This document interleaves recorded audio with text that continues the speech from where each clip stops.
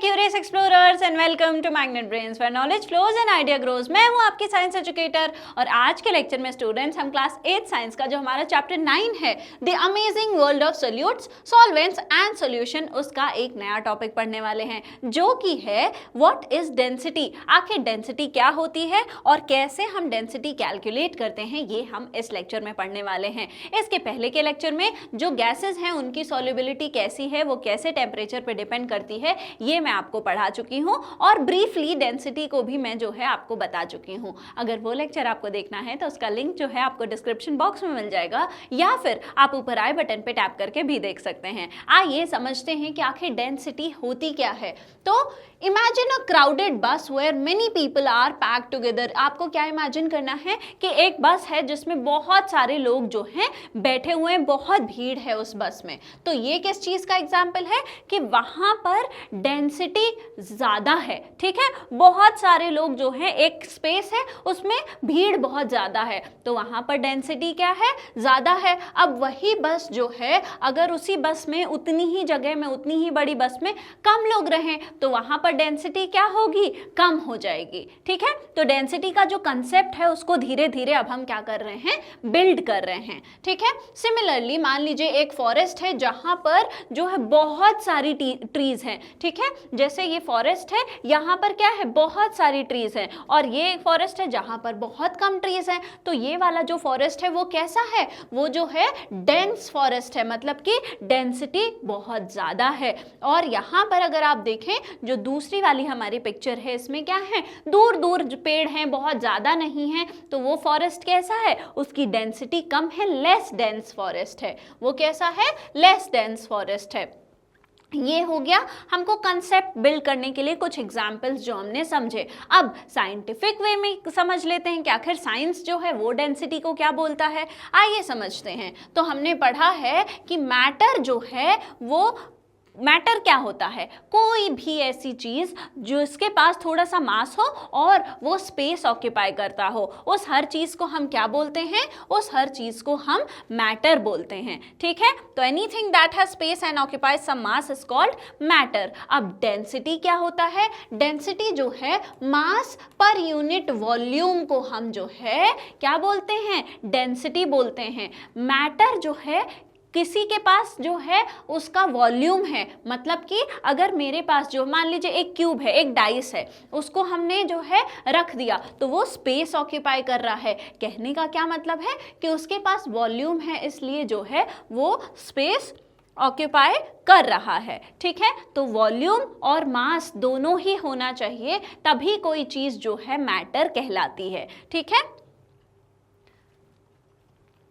तो जो डेंसिटी है वो क्या है, कहते हैं कि density mass per unit volume होती है। डेंसिटी क्या होती है, मास पर यूनिट वॉल्यूम होती है। ऑलराइट, तो डिफरेंस जो है वो सिर्फ मास के बारे में नहीं है, इट इज अबाउट कि how much matter is packed in a given space. अब ये जो है मास क्या होता है, पहली बात तो ये है कि मास जो है कितना जो है किसी चीज़ के पास मैटर है। अब वो मैटर कितने गिवन स्पेस में पैक्ड है, एक जो है कितना किसी के पास मैटर है वो उसका मास है, वो बहुत सारी स्पेस में फैला हुआ है या बहुत कम जगह में है, वो डिसाइड करता है कि उसकी डेंसिटी क्या है। ठीक है, तो जितना अमाउंट ऑफ मैटर एक गिवन स्पेस में पैक्ड है उसी को हम क्या बोलते हैं, उसकी डेंसिटी बोलते हैं। मास और कितना वॉल्यूम में जो है वो पर यूनिट वॉल्यूम कितना ऑक्यूपाई कर रहा है जगह, पर यूनिट वॉल्यूम जो है कितना मास पैक्ड है, उसको हम कहते हैं density. Alright, density of a substance में बी एक्सप्रेस्ड मैथमेटिकली। कैसे एक्सप्रेस करेंगे हम मैथमेटिकली, मास अपॉन वॉल्यूम। तो डेंसिटी क्या होता है, मास पर यूनिट वॉल्यूम। एक यूनिट वॉल्यूम में, थोड़ी सी वॉल्यूम में कितना मास पैक्ड है, वही उस चीज़ की डेंसिटी होती है। ठीक है, अब मान लीजिए कि किसी चीज़ का मास है, मान लीजिए किसी के पास जो है 10 पार्टिकल्स हैं, उन 10 पार्टिकल्स को हमने छोटी जगह में पैक कर दिया और वहाँ पे क्या हो गई, पार्टिकल्स पास पास आएंगे तो वहाँ पर क्या भीड़ ज़्यादा हो गई कम जगह में, तो डेंसिटी ज़्यादा होगी। उन्हीं 10 पार्टिकल्स को हमने इस पूरे रूम में जो है फैला दिया, तो क्या होगा, तो डेंसिटी जो है कम होगी, क्योंकि बड़े वॉल्यूम में जो है फैला हुआ है। तो अगर वॉल्यूम जो है वो ज़्यादा होगा तो डेंसिटी क्या होगी, डेंसिटी इक्वल्स ही तो मास अपॉन वॉल्यूम होता है। तो अगर वॉल्यूम जो है वो ज़्यादा है तो डेंसिटी जो है कम होगी। ठीक है,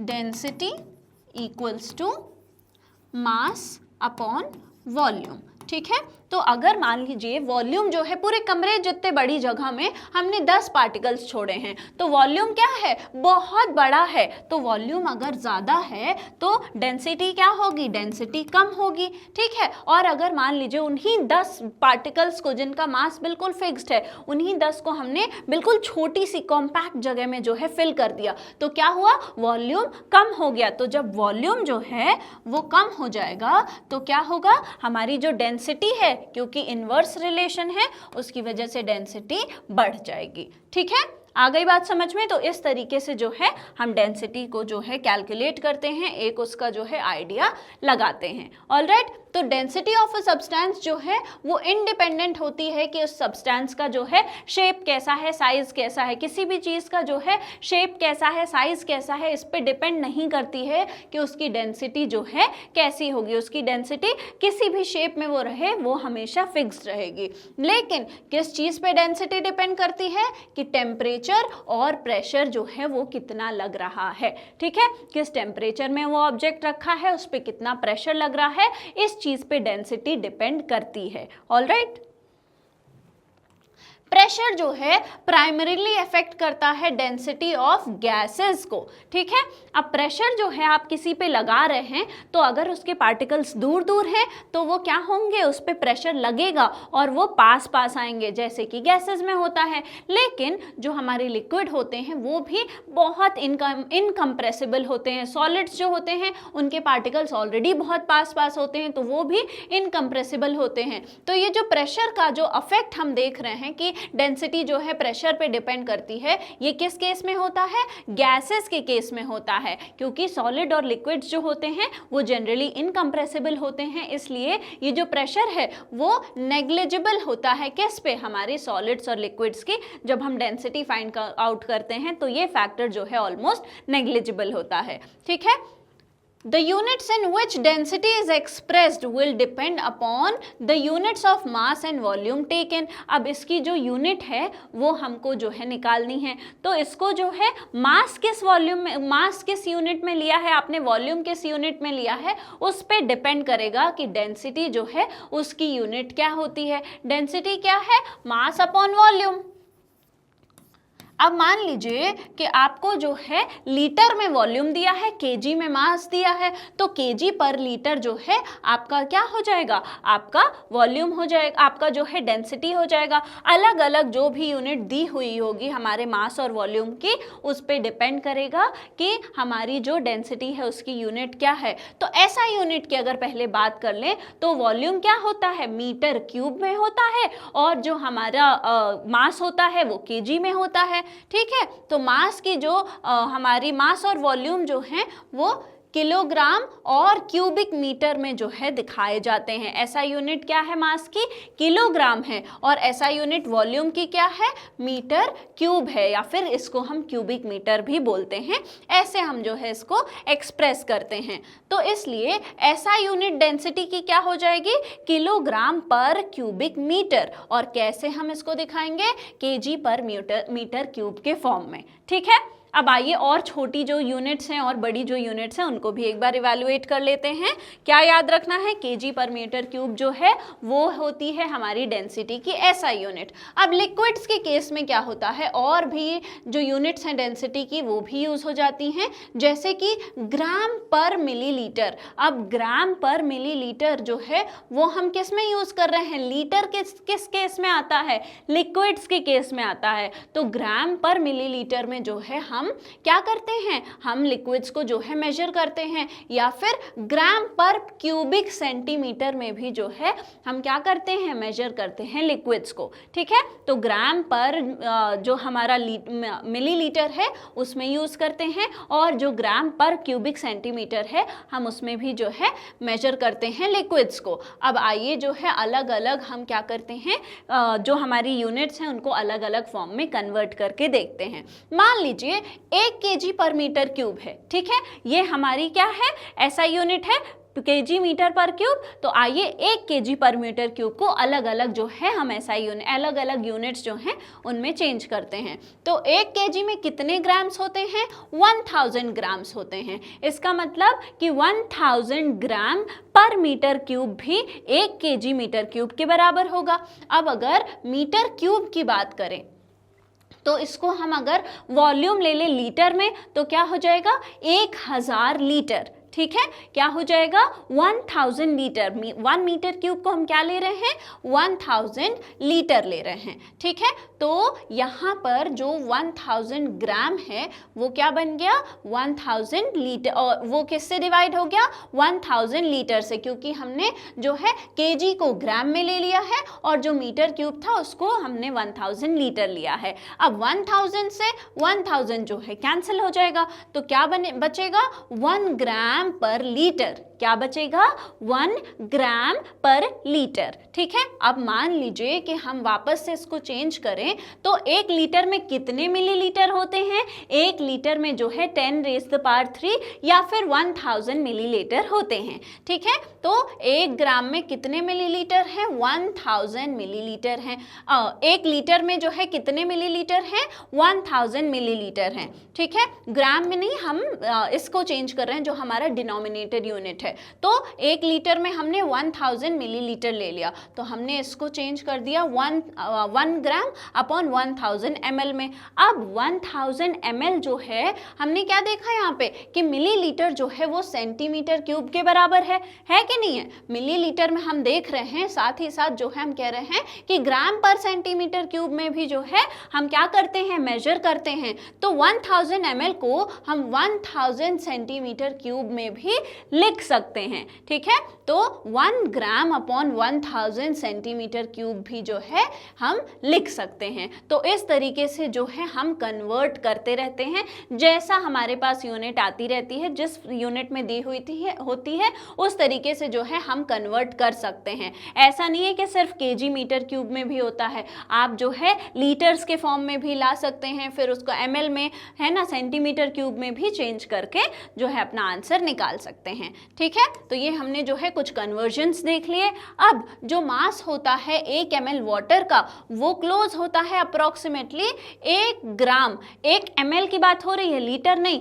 1 ml जो है पानी, वो 1 ग्राम जो है वाटर के रूम टेम्परेचर पे अगर दोनों को देखें तो उसके बराबर होता है कि 1 ml 1 ग्राम जो है अप्रोक्सीमेटली बराबर होता है। For the measurement of the mass of water, we generally consider the volume in ml and its mass in gram। तो जब हम मास वाटर का ले रहे हैं तो हम उसको जो है क्या करते हैं, हम जो है वॉल्यूम को ml में कंसिडर करते हैं वाटर के केस में, और उसके मास को जो है ग्राम में चेंज करते हैं। तो इसका मतलब जो है 10 ml जो वाटर है वो अप्रोक्सीमेटली 10 ग्राम के बराबर होगा। ठीक है, तो जैसे 1 ml 1 ग्राम के बराबर था, वैसे ही जो 10 ml है वो किसके बराबर होगा, 10 ग्राम के बराबर होगा। वैसे ही अगर 100 ml वाटर को देखेंगे तो वो अप्रोक्सीमेटली 100 ग्राम के बराबर होता है। ठीक है, तो इंटर कन्वर्जन में जो है ये नॉलेज हमको काम आएगी कि मान लीजिए 100 ml वाटर है और हमको कन्वर्ट करना है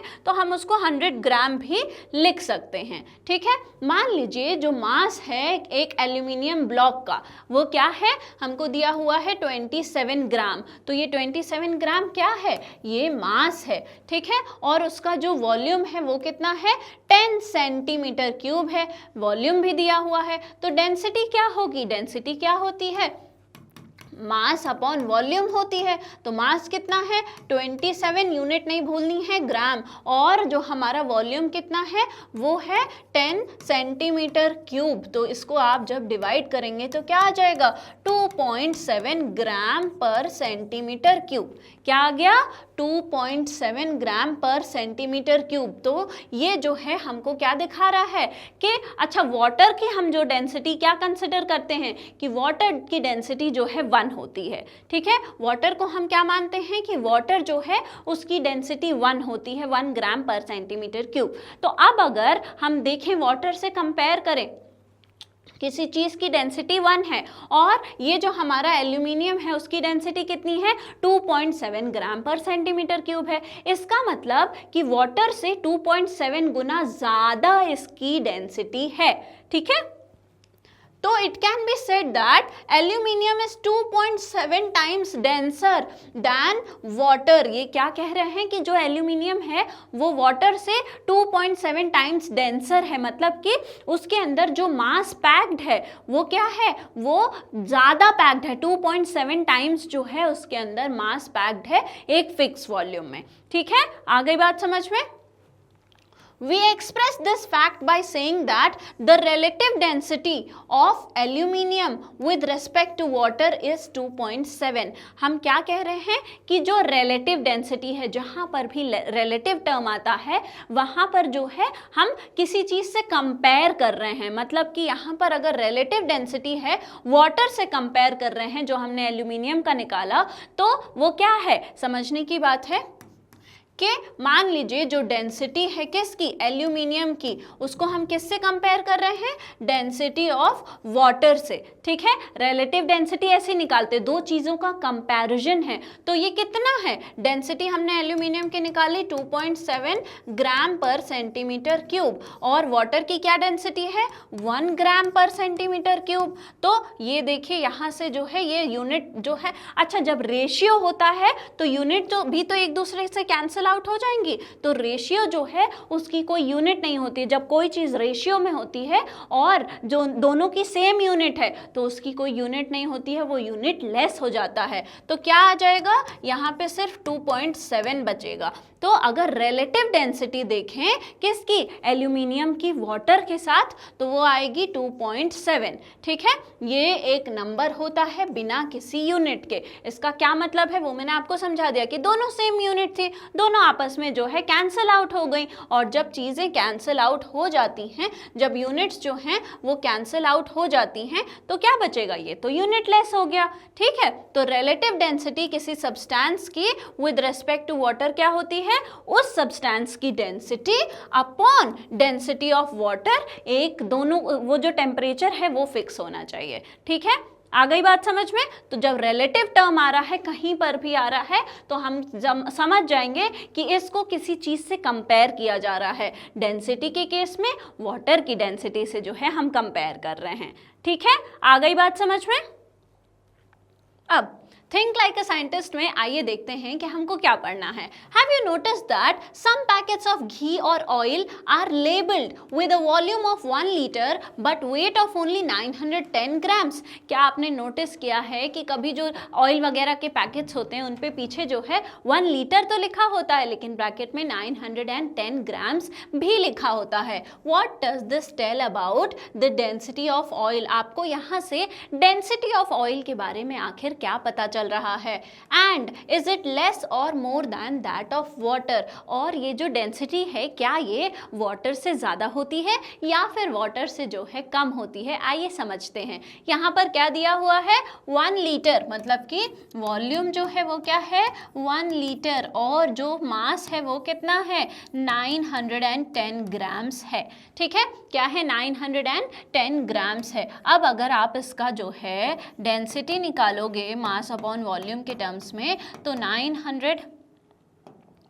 910 ग्राम्स अपॉन 1 लीटर जो है, अच्छा 1 लीटर में जो है कितना ml आ जाएगा 1000 ml आएगा। ठीक है, तो क्या आ जाएगा इसका, जो हम अगर ग्राम पर ml में निकालें या फिर किसी और या फिर क्यूबिक मीटर में निकालें तो क्या आ जाएगा, ये आ जाएगा हमारा जो है 0.91 ग्राम पर ml या फिर पर मीटर क्यूब। ठीक है, पर सेंटीमीटर क्यूब आएगा। ऑलराइट, तो पर सेंटीमीटर क्यूब। अब ये मैंने कहाँ से लिखा मैं आपको दिखाती हूँ।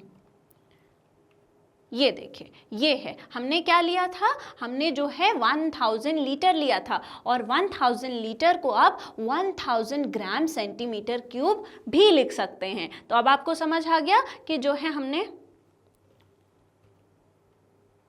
लीटर को 1000 लीटर और 1000 लीटर कैंसिल हो गया था, तो 1 लीटर को हमने जो है 1000 सेंटीमीटर क्यूब जो है लिया है। ठीक है, यहाँ पर जो यूनिट है इसको हमने कैसे कन्वर्ट कर दिया, इसमें जो है कन्वर्ट करके यही चीज़ जो है हमने कहाँ यूज़ करी है, यूनिट कन्वर्जन के लिए वही चीज़ हमने यहाँ यूज़ करी है कि 1 लीटर में 1000 ml होता है, या फिर उसी 1 लीटर को हम जो है 1000 सेंटीमीटर क्यूब भी लिख सकते हैं। ठीक है, आ गई बात समझ में, यूनिट कन्वर्जन के रेफरेंस से जो है हमने इस तरीके से सिंपल कर लिया है। तो 0.91 ग्राम पर सेंटीमीटर क्यूब, ये 1 है, 0.91 ग्राम पर सेंटीमीटर क्यूब है, तो 0.9 जो है वो क्या है, वो 1 से छोटी है। ठीक है, तो अगर 1 से कम डेंसिटी है तो इसका मतलब क्या है कि वाटर से ऑयल की डेंसिटी कम होती है। ठीक है, क्या समझ में आ रहा है यहाँ से हमको, ये जो क्वेश्चन है हमारा कि क्या बता रहा है ये डेंसिटी ऑफ ऑयल के बारे में, इज इट लेस और मोर देन वाटर, तो वाटर से ऑयल की डेंसिटी क्या है, कम होती है। ठीक है, और ये हमने जो है कैलकुलेट करके निकाल लिया है। ऑलराइट, आगे बात समझ में कैसे कैलकुलेट किया, आइए आगे बढ़ते हैं। अब डिटर्मिनेशन ऑफ डेंसिटी, आखिर हम डेंसिटी को जो है कैसे डिटरमाइन करते हैं, कैसे निकालते हैं, आइए समझते हैं। तो डेंसिटी जो है उसको आप कैसे मेजर कर सकते हैं, अगर आपके पास मास है और वॉल्यूम है, उन दोनों का मेजरमेंट करिए और डिवाइड कर दीजिए, तो क्या आ जाएगा हमको जो है डेंसिटी आ जाएगी। तो आखिर पहले आइए देखते हैं अलग अलग ये जो फैक्टर्स हैं, ये जो मास है और ये वॉल्यूम है, पहले इसको कैसे मेजर करेंगे, तब तो हम डेंसिटी मेजर कर पाएंगे। आइए वो भी समझ लेते हैं। तो मास को आप कैसे मेजर करते हैं, मास बेसिकली क्या होता है, किसी भी कितना अमाउंट ऑफ मैटर प्रेजेंट है किसी सब्सटेंस में, कोई एक सब्सटेंस है उसके पास कितना मैटर प्रेजेंट है, कितने सारे पार्टिकल्स प्रेजेंट हैं, वही उसका जो है मास होता है। तो मास क्या है, quantity of matter present in any object, किसी ऑब्जेक्ट में कितना क्वांटिटी ऑफ मैटर प्रेजेंट है उसको हम कहते हैं मास। ज्यादा क्वांटिटी ऑफ मैटर प्रेजेंट होगा, ज्यादा मैटर प्रेजेंट है, ज्यादा मास है, कम मैटर प्रेजेंट है तो कम मास है। ठीक है, अब जो इंस्ट्रूमेंट यूज करते हैं हम मास को मेजर करने के लिए, उसको हम क्या बोलते हैं, बैलेंस बोलते हैं। जो हम शॉप वगैरह पे देखते हैं जहाँ पे बैलेंस के थ्रू जो है दो वो होते हैं तराजू, जिसको हिंदी में बोलते हैं, उससे हम जो है मेजर करते हैं। उसके पास आजकल जो है डिजिटल वाले आ गए हैं, उससे हम मेजर करते हैं, तो उसको हम क्या बोलते हैं, डिवाइस को बैलेंस बोलते हैं। आपने जो है अलग अलग तरीके के बैलेंसेस को जो है देखा होगा शॉपकीपर्स के पास। ठीक है, हम कौन सा यूज करेंगे, हम डिजिटल वेइंग बैलेंस जो है, जो हमारी डिजिटल वेइंग मशीन आती है, हम उसको यूज करेंगे और मास को मेजर करेंगे। ठीक है, कोई भी चीज को क्या करा, बस उठाया और हमने वेइंग मशीन पे रखा और उसका वेट निकाल लिया। कैसे करेंगे, आइए अभी एक्टिविटी कराऊंगी। यू में measure the mass by doing the following activity, ये जो हमारी एक्टिविटी है उसको करके आप जो है मास को मेजर करना सीख सकते हैं। हमको सबसे पहले क्या करना है, जो डिजिटल वेइंग बैलेंस है उसको क्या करना है, उसको ऑन करना है। ऑन करने के बाद हमको बटन प्रेस करना है सो दैट उसकी जो यूनिट है जो वहाँ पर डिस्प्ले हो रही है वो क्या हो जाए, वो बिल्कुल जो है 0 हो जाए। ठीक है, इनिशियल रीडिंग जो है हमारी बैलेंस की ऑब्जर्व करनी है, उसको फिर हमको जो है 0 कर देनी है। ठीक है, और जो है हमको अब उसके ऊपर क्या रखना है, एक ड्राई क्लीन वॉच ग्लास रखना है। क्या रखना है, एक जो है वॉच ग्लास रखना है, एक प्लेट रखनी है हमको उसके ऊपर। अब प्लेट का भी थोड़ा बहुत जो है मास होगा, तो जो है हमको क्या करना है, प्लेट रखने के बाद जो भी मास आया उसको ऑब्जर्व करना है और वापस से वो 0 वाला बटन प्रेस कर देना है, ताकि जो यूनिट है जो डिस्प्ले हो रही है वो क्या हो जाए, वो वापस से जो है 0 हो जाए। ठीक है, note the reading on the digital weighing machine. हमको जो है वो हमने क्लीन जो वॉच ग्लास था उसको रखा और डिजिटल वेइंग मशीन पे जो है रीडिंग ले ली। अब जो है हमने क्या किया, वापस से 0 वाला बटन प्रेस कर दिया। ठीक है, अब जो भी सॉलिड ऑब्जेक्ट आपको मेजर करना है, मान लीजिए कि स्टोन है, उसको हम उस वॉच ग्लास के ऊपर रखेंगे और जो रीडिंग आएगी उसको जो है हम देखेंगे और उसको जो है हम नोट कर लेंगे। ठीक है, मान लीजिए जो है हमने क्या किया, हमने एक स्टोन रखा। ठीक है, अब उसकी रीडिंग कितनी आए, 16.400 ग्राम। कितनी आए, 16.400 ग्राम आए। ठीक है, तो नोट मास जो है लिक्विड का वो हम मेजर कर सकते हैं। कैसे, replacing the watch glass with a beaker and pouring the desired amount of liquid. अब ये तो हमने सीख लिया कि कैसे आप एक स्टोन या फिर सॉलिड को क्या करेंगे, बस सीधा वॉच ग्लास पे रखा और उसको जो डिस्प्ले में हमको दिखा वो हमने क्या किया, नोट कर लिया। यहाँ पर क्या आया, एग्जाम्पल के लिए हमने लिया है कि 16.400 ग्राम जो है वो मास आया है। अब बात करें किसकी, अब हम बात करते हैं लिक्विड की। तो लिक्विड में क्या करेंगे कि सेम प्रोसेस लेंगे, पहले 0 कर दिया, उसके ऊपर एक बीकर रखा। अब वॉच ग्लास की जगह बीकर रखेंगे, वापस से 0 कर देंगे और जितना हमको वाटर को वे करना है उतना वाटर हम उसमें पोर करके रीडिंग को जो है नोट कर लेंगे। ठीक है, आ गई बात समझ में।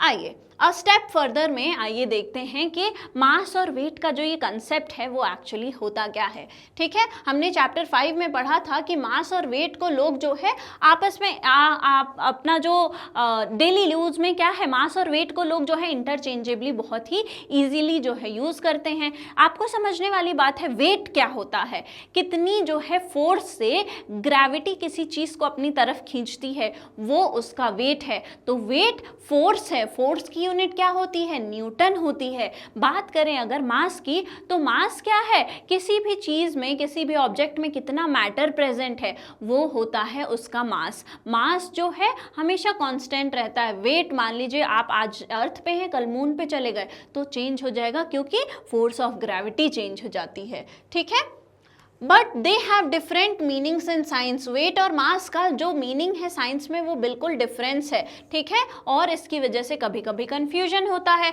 मास मैंने आपको बताया क्या है, क्वांटिटी ऑफ मैटर किसी ऑब्जेक्ट में जो प्रेजेंट है उसको हम कहते हैं। इसकी यूनिट क्या होती है, ग्राम या फिर किलोग्राम होती है। और जो हमारा वेट क्या है, अर्थ कितना फोर्स लगा रही है किसी ऑब्जेक्ट को अपनी तरफ अट्रैक्ट करने के लिए, और इसको हम अगर फोर्स है तो उसकी यूनिट क्या होगी, न्यूटन होगी। ठीक है, बहुत सारे जो बैलेंसेस हैं, जो हमारे 2 पैन वाले बैलेंस आते हैं, जो तराजू जिसको मैंने बोला, उसको छोड़ करके जो हमारे बैलेंसेस हैं वो एक्चुअली क्या मेजर करते हैं, वेट मेजर करते हैं। ठीक है, वो वेट कैसे मेजर कर रहे हैं कि कितना, जो स्प्रिंग बैलेंस हमने देखा था, स्प्रिंग बैलेंस क्या मेजर कर रहा था, स्प्रिंग बैलेंस ये दिखा रहा था कि किस फोर्स से जो हमारी अर्थ है वो खुद की तरफ पुल कर रही है जो हमारा ऑब्जेक्ट है उसको। ठीक है, लेकिन उनका जो ये जो वेट हमको मेजर कर रहे हैं उसके कॉन्सिक्वेंटली जो है उसके बगल में जो है मास की यूनिट भी लिखी होती है। अगर किसी चीज़ का वेट जो है एक fixed amount of some let's say XYZ newton आ रहा है तो उसके बगल में जो है लिखा होगा कि इस टाइम पे इसका जो मास है वो कितना होगा। ठीक है, तो उनके जो स्केल्स होते हैं वो मार्क्ड होते हैं मास की यूनिट्स में, इसलिए जो है वो वैल्यू हमको ग्राम या फिर किलोग्राम में मिलती है। ठीक है, आ गई बात समझ में। तो भले ही वो वेट जो है मेजर कर रहा है लेकिन उसकी यूनिट जो दिखाई जाती है, इतनी दिखाई जाती है कि इतने वेट पे कितना मास होगा। ठीक है, तो उस मास की यूनिट जो है वो हमको दिखाई जाती है, इसलिए वो ग्राम किलोग्राम में जो है हम यूज़ करते हैं। तो ये जो डिजिटल स्प्रिंग बैलेंस वगैरह होते हैं ये क्या वेट करते हैं, ये क्या यूनिट दिखा रहे हैं, ये किस चीज़ को हमको बता रहे हैं, क्या क्वांटिटी, ये बताते हैं हमको कि जो वेट है वो कितना होता है और उसके हिसाब से कैलकुलेट हो जाता है मास। ठीक है, आ गई बात समझ में। आइए आगे बढ़ते हैं। तो हाउ टू मेजर वॉल्यूम, हमने अभी क्या मेजर कर लिया, मास मेजर कर लिया, अब वॉल्यूम भी आना चाहिए हमको मेजर करने। वॉल्यूम आखिर आप कैसे मेजर करेंगे, वॉल्यूम आइए मेजर कर लेते हैं। हमने मास ऑफ सॉलिड लिक्विड दोनों ही देख लिया था। अब एक टेट्रा पैक जो होता है उस पर लिखा है, मान लीजिए आपने छाछ का एक पैकेट खरीदा बटर मिल्क, उस पर लिखा है 200 ml, तो इस 200 ml जो लिखा है उसका क्या मतलब है? वॉल्यूम क्या होता है? वॉल्यूम जितना स्पेस ऑक्यूपाई कर रहा है आपका क्या कोई भी लिक्विड, उसको हम उसका वॉल्यूम बोलते हैं। ठीक है, कितना स्पेस कोई ऑब्जेक्ट जो है ऑक्यूपाई कर रहा है। ठीक है, मान लीजिए एक क्यूब है तो वो पूरा सिर्फ जमीन पे टच करके नहीं, वो पूरा कितना स्पेस जो है ऑक्यूपाई कर रहा है, उसके सारे वॉल्स, उसको हम क्या कहते हैं? उसके बीच में जितना स्पेस आया वो उसका वॉल्यूम हो जाता है। ठीक है, और आपको पता है कि ऐसा यूनिट क्या है वॉल्यूम का? क्यूबिक मीटर है। ठीक है, ऐसा यूनिट क्या है? क्यूबिक मीटर है। और यही जो वॉल्यूम होता है एक क्यूब का, each side is 1 metre in length. ठीक है, अगर मान लो कि जो वॉल्यूम है हमारे क्यूब का, कह रहे हैं क्यूबिक मीटर है, कौन से क्यूबिक मीटर? किस क्यूब का जो है वॉल्यूम है? ऐसा क्यूब जिसके सारे साइड्स जो हैं 1 मीटर के हों, उसका जो है हमारा वॉल्यूम क्या आएगा? 1 मीटर क्यूब आएगा। ठीक है, किसका वॉल्यूम है ये? किस क्यूब का? जिसके सारे साइड्स 1 मीटर के हों, उसका वॉल्यूम क्या आता है? 1 मीटर क्यूब आता है। तो क्या हो गया वॉल्यूम की यूनिट? मीटर क्यूब हो गई। ठीक है, वॉल्यूम जो है स्मॉलर ऑब्जेक्ट्स का कन्वीनियंटली हम एक्सप्रेस कर सकते हैं कौन सी यूनिट्स में? डेसीमीटर में या फिर सेंटीमीटर क्यूब में। ठीक है, तो और भी जो हमारे मीटर क्यूब की छोटे यूनिट्स क्या हैं? सेंटीमीटर क्यूब और डेसीमीटर क्यूब जो हैं, ये दोनों मीटर क्यूब के और छोटे यूनिट्स होते हैं। ठीक है, अब 1 सेंटीमीटर क्यूब को हम कैसे लिख सकते हैं? 1 cc भी लिख सकते हैं सेंटीमीटर क्यूब। ठीक है, तो अगर आपको कहीं सेंटीमीटर क्यूब ना लिखा हुआ जो है ना लिखा हुआ दिखे और सीसी दिखे तो ये भी जो है बिल्कुल सही है। इसका जो है क्या है? 1 सेंटीमीटर क्यूब ही है। सेंटीमीटर क्यूब को हम सीसी भी लिखते हैं। ठीक है, वॉल्यूम ऑफ लिक्विड जो है एक्सप्रेस होता है किस में? लीटर में, which is equivalent to 1 dm cube, 1 decimetre cube. एक जो लीटर, हम जिसको जो है लीटर में अगर एक्सप्रेस कर रहे हैं किसको? वॉल्यूम ऑफ लिक्विड को, तो वो किसके बराबर होगा? 1 जो है लीटर किसके बराबर होगा? 1 dm क्यूब के। 1 डेसीमीटर क्यूब के बराबर क्या होगा? 1 लीटर होगा। ठीक है, तो 1 लीटर में कितने डेसीमीटर क्यूब हो गए? 1 डेसीमीटर क्यूब हो गया। ठीक है, आगे बात समझ में? A commonly used sub multiple of a liter is milliliter, which is equivalent to 1 centimeter cube. अब जो 1 मिलीलीटर है वो किसके बराबर होती है? 1 लीटर तो हमने पता लगा लिया, 1 लीटर जो था वो किसके बराबर था? 1 डेसीमीटर क्यूब के बराबर था। अब 1 मिलीलीटर किसके बराबर होता है? 1 मिलीलीटर जो है वो बराबर होता है 1 सेंटीमीटर क्यूब के। ठीक है, तो ये यूनिट्स जो है हमको याद रखनी है, क्योंकि हमको जो है जब हम सॉल्व करेंगे इक्वेशंस वगैरह, उसमें जो है हमको फॉर्मूले जब लगाएंगे, कन्वर्ट करेंगे तो हमको काम आएगा। तो 1 dm क्यूब को 1 लीटर बोल सकते हैं, 1 सेंटीमीटर क्यूब इक्विवेलेंट होता है 1 मिलीलीटर का। ठीक है, एक कॉमन जो अपैरेटस जो कि यूज होता है मेजर करने के लिए वॉल्यूम, वो क्या है? Measuring cylinder. मेजरिंग सिलेंडर से जो है हम क्या करते हैं? वॉल्यूम को मेजर करते हैं। ठीक है, आइए आगे बढ़ते हैं। अब ये मेजरिंग सिलेंडर क्या होता है? नैरो ट्रांसपेरेंट सिलेंड्रिकल कंटेनर होता है जो जिसका एक साइड ओपन होता है और दूसरा साइड क्लोज्ड होता है। क्या है मेजरिंग सिलेंडर? ये आपको अलग अलग साइजेस के मेजरिंग सिलेंडर दिख रहे हैं। एक सिलेंड्रिकल शेप का जो है ट्यूब है जो एक साइड से बंद है और दूसरी साइड से क्या है? खुला हुआ है।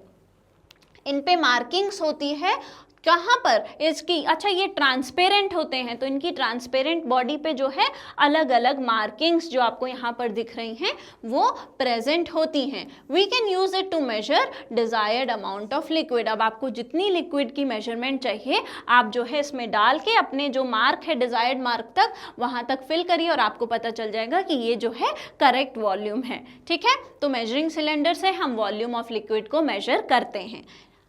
अब ये जो मेजरिंग सिलेंडर्स हैं वो अवेलेबल होते हैं अलग अलग साइजेस में, 5 ml, 10 ml, 25 ml, 50 ml, 100 ml, 250 ml। ये सारे जो हैं अमाउंट ऑफ, ये जो हमारा वॉल्यूम है, इतना वॉल्यूम को मेजर करने तक के हमारे पास मेजरिंग सिलेंडर्स अवेलेबल हैं। यहाँ पर देखिए अलग अलग कैपेसिटीज़ के मेजरिंग सिलेंडर्स जो हैं आपको दिखाए गए हैं, ठीक है।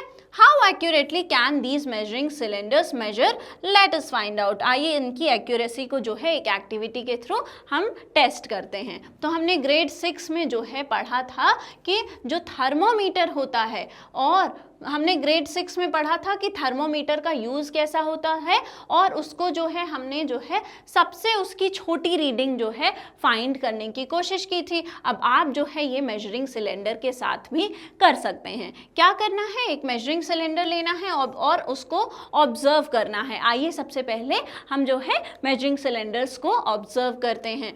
तो पहले आपको क्या देखना है कि मैक्सिमम वॉल्यूम कितना ये मेजर कर सकता है, और उसको जो है हमको मेजरिंग सिलेंडर पे केयरफुली देखना है, ठीक है। तो द सिलेंडर इज मार्क्ड, अब यहाँ पर फिगर दिया हुआ है, इसके मैक्सिमम वॉल्यूम, सबसे ज़्यादा वॉल्यूम ये कितना मेजर कर सकता है, ये आपका मेजरिंग सिलेंडर है। सबसे ज़्यादा देखिए ml में दिया हुआ है, 100 ml जो है ये मेजर कर सकता है। तो मैक्सिमम कैपेसिटी क्या है इसकी, मैक्सिमम कैपेसिटी 100 ml की है। देयरफॉर ये 100 ml तक का वॉल्यूम जो है करेक्टली मेजर करके हमको बता सकता है। अब स्मॉलेस्ट वॉल्यूम जो है वो क्या मेजर कर सकता है, आइए वापस से देख लेते हैं। तो जो सबसे छोटी वॉल्यूम है वो है, आप देखें कि मिनिमम 100 है, लेकिन ये मैक्सिमम जो है 100 है, लेकिन आप मिनिमम देखेंगे तो 10 और 20 के बीच में भी जो है कितने डिविजन्स हैं, 10 डिविजन्स हैं। तो 10 और 20 के बीच में अगर 10 डिवीजन है, इसका मतलब कि हर डिवीजन जो है वो 1 ml का होगा, ठीक है। 10 से 20 के बीच में, 20 से 30 के बीच में कितने का डिफरेंस है, 10 जो है डिफरेंस है किसका, यूनिट्स का, ठीक है। तो 10 यूनिट्स का अगर डिफरेंस है तो इसका मतलब कि 1 ml का जो है हमारा आएगा क्या, एक जो हमारी लाइन है, जो ये सबसे छोटी दो लाइन है, इनके बीच में कितना स्पेस है, 1 ml का स्पेस है। तो इसका मतलब क्या है कि जो हमारा 1 ml की जो हमारी कैपेसिटी है वो कैसी है, वो मिनिमम 1 ml तक के मेजरमेंट की है, ठीक है। तो how much is the volume difference indicated between two bigger marks, for example 10 and 20 ml। ये मैंने आपको बता दिया कि 10 और 20 ml या फिर किसी भी डिफरेंस में आप देखेंगे तो कितना जो है आपको डिवीजन दिख रहा है, 10 जो है आपको डिविजन्स देखने को मिल रहे हैं। तो स्मॉलर डिविजन्स कितने हैं, स्मॉलर डिविजन्स जो हैं वो हमारे दो बिगर मार्क्स के बीच में कितने हैं, 10 टाइम्स जो है हमको डिवीजन दिख रहा है। और कितना वॉल्यूम डिफरेंस है, 10 से 20 ml में, 20 से 30 ml में 10 ml का जो है डिफरेंस वहां पर आपको देखने को मिल रहा है। तो how much volume does one small division indicate. तो अभी मैंने जैसे बताया कि 1 ml कैसे आया, कितना जो है जो इंडिकेट कर रहा है कि बिल्कुल जो सबसे छोटा डिवीजन है, ये जो सबसे छोटा डिवीजन है, एक छोटी लाइन और एक बड़ी लाइन के बीच में जो सबसे छोटा डिवीजन है वो कितना मेजर कर रहा है। तो जो स्मॉलेस्ट है वो क्या मेजर करेगा, 1 ml का करेगा, ठीक है। कैसे करेगा वो भी अभी हम देख रहे हैं। और मेजरिंग सिलेंडर जो है, जो कि हमको दिया गया है, वो द वॉल्यूम जो है इंडिकेट, ये वाले क्वेश्चन का आंसर दे रहा है कि 10 से 20 ml में या फिर 40 से 50 ml में, कहीं भी दो बड़ी लाइंस के बीच का डिफरेंस कितना है, 10 ml का है, ठीक है। तो दो बड़ी लाइंस के बीच का डिफरेंस कितना है, 10 ml का है। और कितने डिविजन्स हैं हमारे, वो भी 10 हैं। तो 10 डिवाइडेड बाय 10 करेंगे तो ऑफ कोर्स 1 ही आएगा, है ना। तो नंबर ऑफ डिविजन्स जो हैं, जो कि इन मार्क्स के बीच में हैं, वो भी 10 है।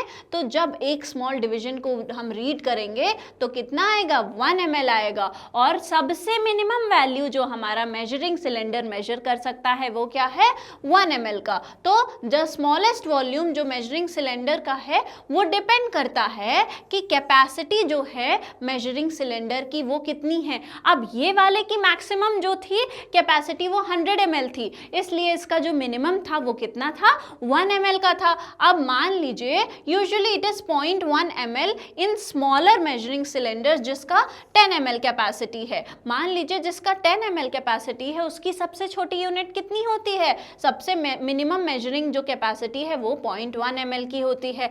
अब 1 ml है किसमें, 100 ml में, 2 ml होता है 250 ml में, ऐसे करके जो है 5 ml होता है 500 ml में, ऐसे करके जो मिनिमम और मैक्सिमम जो हमारी कैपेसिटी होती है वो अलग अलग किसकी, मेजरिंग सिलेंडर्स की अलग अलग होती है। ठीक है,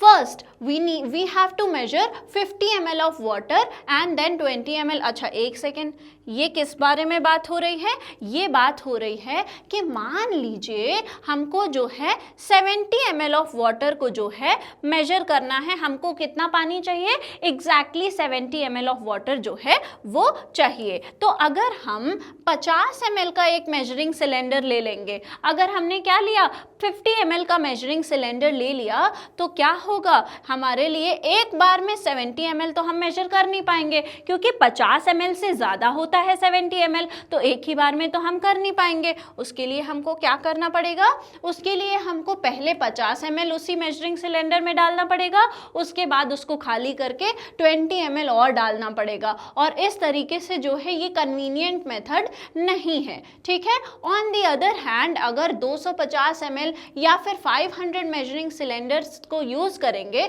तो जो मेजर है वो हम एक ही बार में एक ही स्टेप में कर पाएंगे, क्योंकि अगर हमको 70 ml मेजर करना है और हमने मान लो 100 ml का लिया तो उसमें जो 70 तक का मार्क है वहां तक पानी फिल किया और उसके बाद जो हमको पता चल जाएगा कि ये जो है 70 ml वॉल्यूम है वाटर का। ठीक है, बट अगर मान लो हमने उससे भी बड़ा किया, ठीक है, मान लो हमने 100 ml लिया, ठीक है, वो हमारे लिए सबसे बेनिफिशियल था, लेकिन अगर मान लीजिए 500 ml का ले लिया, मान लीजिए कि 250 ml का ले लिया, एक ही बार में हो तो जाएगा बिल्कुल, लेकिन जो एक्यूरेसी है उसकी वो कम हो जाएगी, क्योंकि जो स्मॉलेस्ट वॉल्यूम है इनमें उनका वो क्या होते हैं, वो दूर दूर रहते हैं। ठीक है, कहने का क्या मतलब है, मान लीजिए कोई हमारे पास बड़ा मेजरिंग सिलेंडर है, तो अगर उसमें मान लीजिए ये कितने का है, 500 ml का है, तो उसके जो छोटे छोटे यूनिट्स रहेंगे वो भी क्या होते हैं, वो भी जो है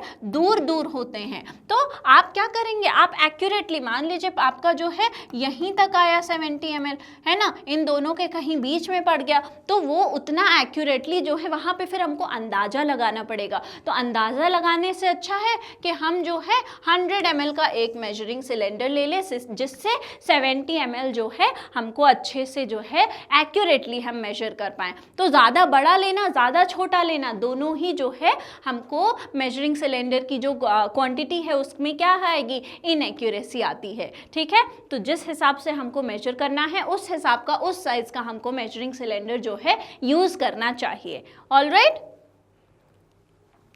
अब why are measuring cylinders always designed narrow and tall instead of wider and short like a beaker?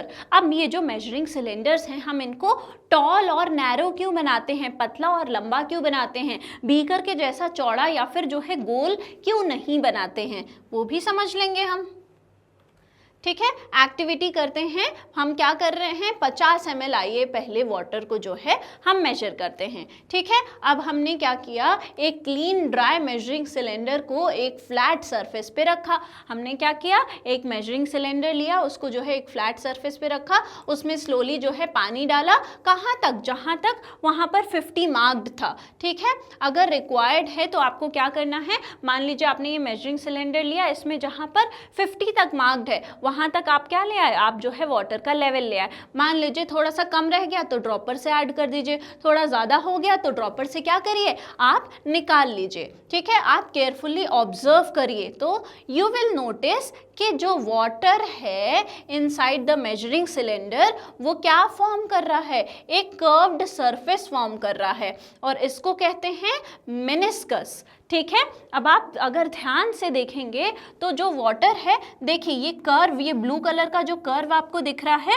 ये वाटर जो है वो फॉर्म करता है। ठीक है, बिल्कुल, क्योंकि कर्व्ड बॉडी में रखा है, जो वाटर है उसका शेप ले लेता है, तो वो जो कर्व फॉर्म कर रहा है हमारा वाटर, उसको हम क्या कहते हैं, उसको हम मेनिस्कस कहते हैं। उसको क्या बोलेंगे, हम मेनिस्कस बोलेंगे। ठीक है, आ गई बात समझ में कि मेनिस्कस क्या होता है। अब क्या करना है हमको, वो जो मार्क है जहां तक हमने वाटर फिल किया है उसको रीड करिए मेजरिंग सिलेंडर से, so that it coincides with the bottom of the meniscus for water और अदर कलरलेस लिक्विड। हमको क्या करना है, रीड करना है उस मार्क को जो मेजरिंग सिलेंडर पर है, और कैसे कि वो कोइंसाइड कर रहा है बॉटम ऑफ द मेनिस्कस और for water and other colourless liquid. जो मार्क है, जो हमारा मार्क है, उसको हमको कैसे देखना है कि जो हमारी लाइन है उस लाइन के नीचे जो बॉटम है हमारे, जो हमारा मेनिस्कस है उसका जो बॉटम है वो किधर हो, ये थोड़ा इनएक्यूरेटली बन गया, ये जो हमारा मेनिस्कस है उसका जो बॉटम लाइन है वो कहाँ पर हो, वो हो हमारा जो मार्क है उस पर। ठीक है, मार्क को कैसे रीड करना है कि मेजरिंग सिलेंडर के ऊपर जो मार्क है वो किससे कोइंसाइड करना चाहिए, किसके ऊपर जो है वो आना चाहिए, जो बॉटम है मेनिस्कस का वाटर के लिए या फिर किसी भी कलरलेस लिक्विड के लिए। कलरफुल के लिए मैं अभी आपको बताऊंगी, किसी भी कलरलेस लिक्विड के लिए हम क्या मानते हैं कि जो हमारा मार्क है वो किससे कोइंसाइड करना चाहिए, जो हमारा बॉटम है मेनिस्कस का उससे। अब मान लीजिए ये जो एक meniscus dark brown colour, dark blue colour का फॉर्म हुआ है कर्व। ठीक है, तो इस कर्व का, अब ये मोटी लाइन जो आपकी दिख रही है, इसका जो नीचे वाला पार्ट है वो किसके साथ मिलना चाहिए, वो मिलना चाहिए जो हमारा 50 ml जहां पर दिखा रहा है उसके मार्क के साथ जो है मिलना चाहिए। ये इसका मतलब है। ठीक है, और ये किसके लिए, ये मेजरमेंट किसके लिए होता है, मान लीजिए कि ये आपको जो है सब, मैं इसको जो है थोड़ा आपको और चौड़ा करके दिखाती हूँ। ठीक है, मान लीजिए ये आपका मेनिस्कस है, तो जो बॉटम है वो किससे मेजर होना चाहिए, ये 50 ml के मार्क से ये बिल्कुल कोइंसाइड होना चाहिए। अब हमको पता चल गया कि जो हमारा, और ये किसका है, एक जो है मेजरिंग सिलेंडर में है। ठीक है, तो इसके अलग अलग क्या है, मेजरमेंट्स हैं।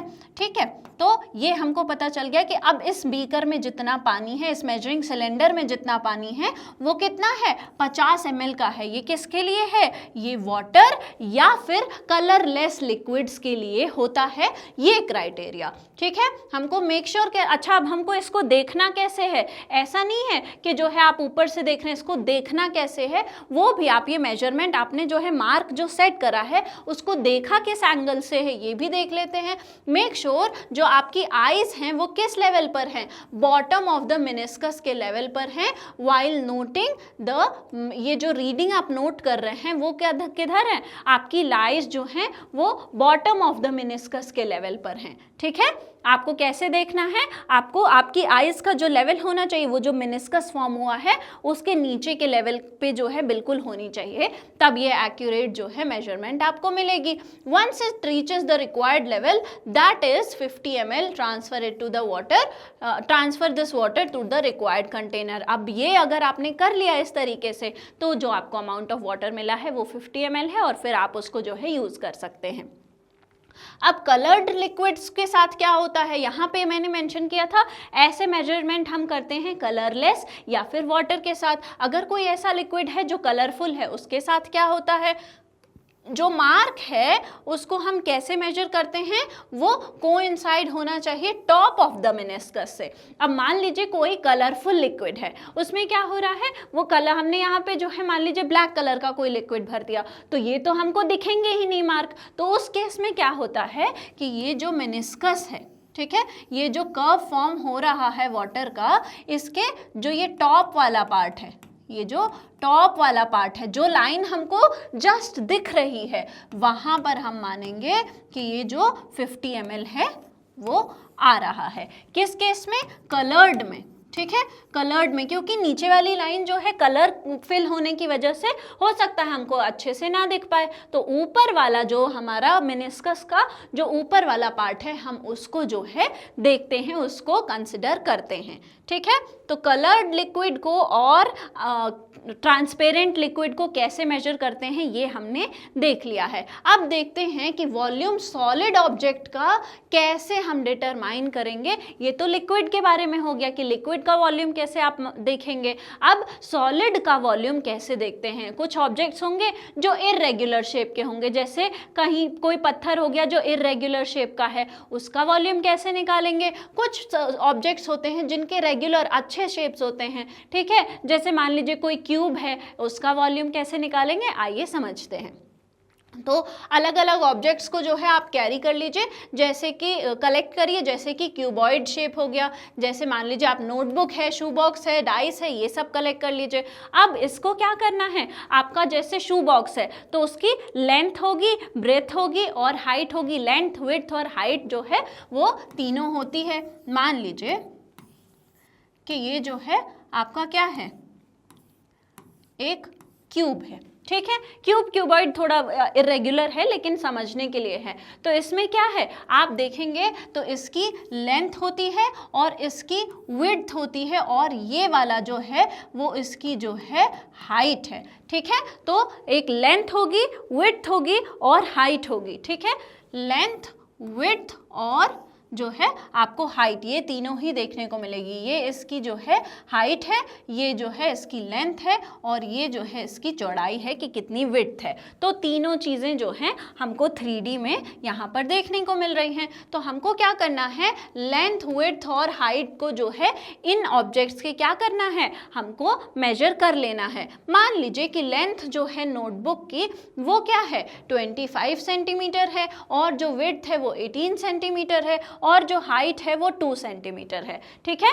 कोई जो हम आपकी नोटबुक है उसकी लेंथ वो कितनी लंबी है, वो लंबी है 25 सेंटीमीटर की। वो कितनी चौड़ी है, वो चौड़ी है 18 और उसकी मोटाई कितनी है, वो है 2 सेंटीमीटर की, ठीक है। तो अब आपको वॉल्यूम कैसे कैलकुलेट करते हैं, हम वॉल्यूम कैलकुलेट करते हैं length into width into height के फॉर्मूले से। Length into width into height अगर हम कर देंगे तो 25 इंटू 18 इंटू 2 कितना आ जाएगा, 900 सेंटीमीटर क्यूब।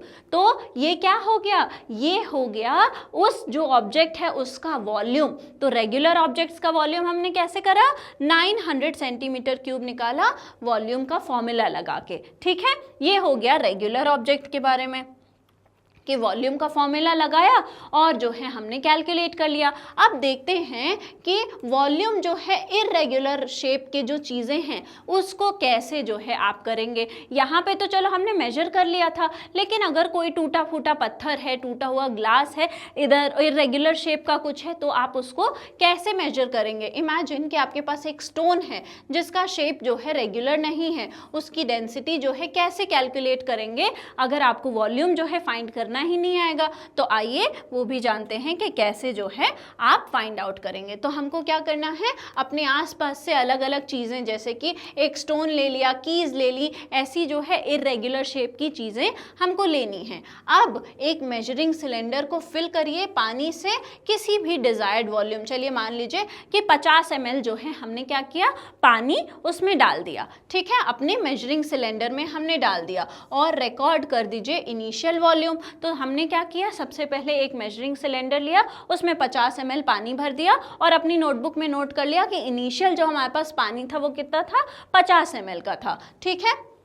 अब जो ऑब्जेक्ट आपने लिया है, मान लीजिए आपने जो है स्टोन लिया है, उसको क्या करिए, आप उसको टाई कर दीजिए, ठीक है, एक धागे से, और उसको धीरे धीरे करके जो है मेजरिंग सिलेंडर में जो है डालिए। अब क्या करना है, धागे से आपको पत्थर को बांध देना है और धीरे धीरे करके उसको लोअर करते जाना है, किस में, हमारे मेजरिंग सिलेंडर में, ठीक है, जिसमें ऑलरेडी पानी भरा हुआ है। अब आप क्या ऑब्जर्व करेंगे, जो फाइनल वॉल्यूम है जिसकी वजह से कितना जो है लेवल राइज हुआ है, ठीक है। पहले कितना था, पहले 50 था, अब आपने पानी में जब कुछ डाला है तो क्या होगा, तो जो वॉल्यूम है उसका वो ऊपर जाएगा, तो वो 50 से कितना ऊपर गया है वो बताएगा कि इस ऑब्जेक्ट का वॉल्यूम कितना है, ठीक है। वो क्या बताएगा कि इस ऑब्जेक्ट का वॉल्यूम जो है वो कितना है। अब सब्ट्रैक्ट कर दीजिए आप इनिशियल वॉल्यूम को फाइनल वॉल्यूम से, ठीक है। इनिशियल वॉल्यूम क्या था हमारे पास फाइनली कितना वॉल्यूम आया, फाइनली मान लीजिए आपका जो है 10 ml बढ़कर आया, ठीक है, तो 60 ml आया, और पहले कितना था, 50 ml था, तो उसका क्या वॉल्यूम आएगा, 10 ml जो है उस स्टोन का वॉल्यूम आ जाएगा। और आपको जो है ये ऑब्जर्वेशन क्या करना है, ये ऑब्जर्वेशन हमारी ये जो टेबल है उसमें लिख देना है। अब जैसे स्टोन का पहले कितना था, 50 ml, फिर जब हमने उसको डाला पानी में तो पानी जो है 55 ml तक रीच कर गया। इसका मतलब इसका जो वॉल्यूम है वो कितना है, वो 5 ml है, ठीक है। कैसे आया ये, 55 ml माइनस 50 ml से, ठीक है। तो 55 ml माइनस 50 ml करेंगे तो 5 ml आ जाएगा। अब हमको पता है कि 1 ml equals to 1 centimetre cube भी होता है, तो वॉल्यूम क्या आ गया, 5 सेंटीमीटर क्यूब आ गया, ठीक है।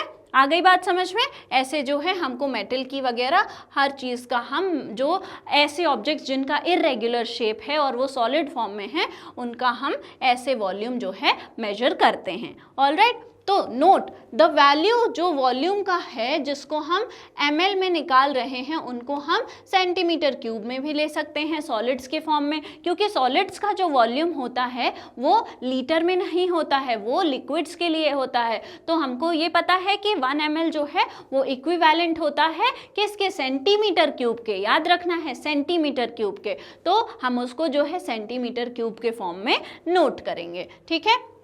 हमने ऑलरेडी सीख लिया है कि कैसे हम अब मास को और वॉल्यूम को मेजर करेंगे, ठीक है। लिक्विड्स के केस में भी, सॉलिड्स के केस में भी ये क्वांटिटीज़ को जो है हम यूज़ करेंगे और अब डेंसिटी को जो है कैलकुलेट करेंगे, ठीक है। आ गई बात समझ में।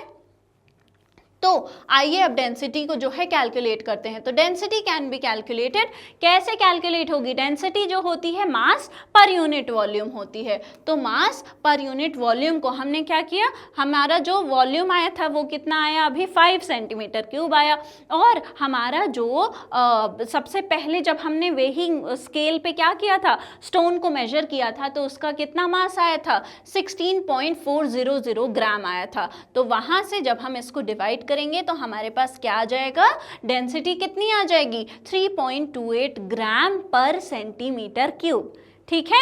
आ गई बात समझ में।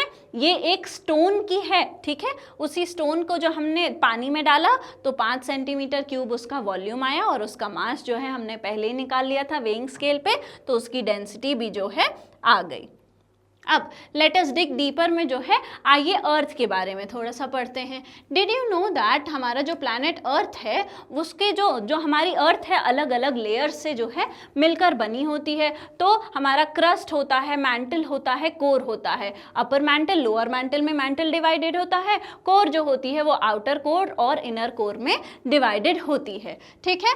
तो अर्थ जो है वो अलग अलग लेयर से बना होता है, जैसे कि crust upper mantle, lower mantle, outer core and inner core से मिलकर बनी हुई होती है। और इन सारे ही रेंजेस की क्या है, अपनी अपनी डेंसिटी होती है, ठीक है। आप जैसे जैसे अलग अलग देखेंगे लेयर्स को, तो इन सारे लेयर्स को जो है, इन सारी लेयर्स की जो है अपनी अपनी अलग अलग डेंसिटी होती है, ठीक है। The outer most layer is called the crust, जो सबसे बाहरी लेयर है वो क्या है, उसको हम क्रस्ट बोलते हैं, और वो सबसे लाइटेस्ट होती है। और जो डेंसिटी है अलग अलग लेयर्स की, वो जैसे जैसे आप अंदर की तरफ मूव करते जाएंगे वो बढ़ती जाएगी, ठीक है। अब अर्थ की जो लेयर है क्रस्ट, उसकी सबसे कम डेंसिटी है। जैसे जैसे आप जो है अंदर की तरफ बढ़ते जाएंगे, जो डेंसिटी है वो क्या होगी, इंक्रीज होती जाएगी, ठीक है। डेंसिटी क्या होगी, इंक्रीज होती जाती है। जैसे जैसे हम मूव करेंगे deeper into the earth, pressure जो है वो भी और टेम्परेचर जो है वो भी सिग्निफिकेंटली क्या होने लगता है, बढ़ने लगता है और मटेरियल को जो है हैवी बना देता है और कॉम्पैक्ट बना देता है। जैसे जैसे आप जो है अर्थ में अंदर जाते जाएंगे उसमें क्या होता है, प्रेशर और टेम्परेचर दोनों ही जो है इंक्रीज हो जाता है और उसकी वजह से जो मटेरियल है वो और ज़्यादा कॉम्पैक्ट और हैवी हो जाता है। ठीक है, और इसीलिए जो है हमारा जो डेंसिटी है, जैसे जैसे आप अंदर जाएंगे वैसे वैसे अलग अलग लेयर्स की डेंसिटी जो है बढ़ती जाती है। ऑलराइट, तो एवर हर्ड ऑफ में आइए देखते हैं आज हमको क्या पढ़ना है। In ancient times before large ships were invented, people used bamboo and wooden logs to travel across the rivers and seas. ठीक है, तो पुराने टाइम में क्या होता है, जब बड़े बड़े शिप्स वगैरह नहीं थे तो उस टाइम पे क्या यूज होता था, लोग जो है वुड, जो हमारी लकड़ी है उसके बड़े बड़े टुकड़े जो है यूज करते थे और उससे जो है, क्योंकि वो हल्के होते हैं, उससे रिवर को जो है क्रॉस किया करते थे। बैम्बू जो है वो बहुत यूज होता था क्योंकि ये बहुत लाइट होता है एक तो, और इसमें अंदर जो है बहुत स्पेस होती है, तो ये हॉलो भी होता है और उसकी वजह से पानी पे जो है इजीली फ्लोट करता रहता है। लोग क्या करते थे, बैम्बू जो है उनको क्या करते थे, आपस में बांध देते थे और उससे राफ्ट्स बनाते थे या फिर छोटी बोट्स जो है वो बनाते थे, जिससे वो फिशिंग वगैरह, ट्रेडिंग और पानी को जो है, वाटर बॉडीज जो है, रिवर वगैरह हैं,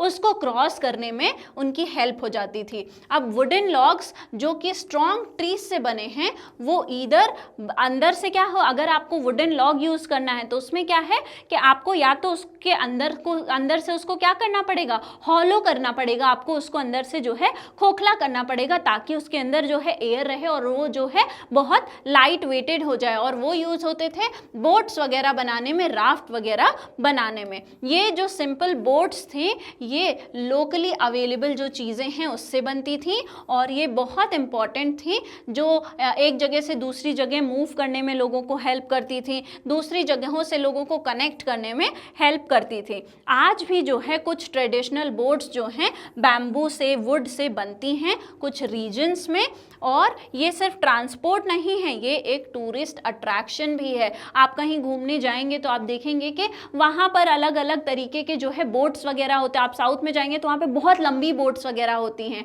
ठीक है, तो ये जो बोट्स हैं ये सिर्फ इसलिए नहीं है कि ये एक जगह से दूसरी जगह पे कनेक्ट करने के लिए हम यूज़ कर रहे हैं, फिशिंग के लिए यूज़ कर रहे हैं, ये जो है एक टूरिस्ट अट्रैक्शन भी जो है दिखाता है। आप देखेंगे तो ये जो राफ्ट है ये बनाई हुई है किससे, बैम्बू को जोड़ के। क्यों? क्योंकि बैम्बू जो है उसके अंदर बहुत सारा स्पेस होता है, वो बहुत लाइट वेट होता है, तो वो ईजिली जो है फ्लोट करता रहता है पानी के ऊपर। ठीक है, तो ये हमने जो है जान लिया डेंसिटी के बारे में कि आखिर डेंसिटी को जो है मेजर कैसे करते हैं। नेक्स्ट लेक्चर में देखेंगे कि आखिर डेंसिटी जो है वो अलग अलग फैक्टर्स पर कौन कौन से फैक्टर्स हैं जिन पे डिपेंड करती है। तो आज के लिए बस इतना ही। अगर आपको हमारे और भी लेक्चर्स के वीडियोस देखने हैं तो वो बिल्कुल फ्री में अवेलेबल हैं हमारे मैग्नेट ब्रेन्स के यूट्यूब चैनल, मोबाइल एप्लीकेशन और हमारी वेबसाइट पर। साथ ही साथ ई नोट्स और ई बुक्स का लिंक आपको डिस्क्रिप्शन बॉक्स में मिल जाएगा और हमारे जो अदर टॉप कोर्सेज हैं जो कि इंग्लिश और हिंदी दोनों ही मीडियम में हैं वो भी हाई क्वालिटी में अवेलेबल हैं। तो इस लेक्चर को ज़्यादा से ज़्यादा शेयर करिए, लाइक करिए, हमारे चैनल को सब्सक्राइब करिए,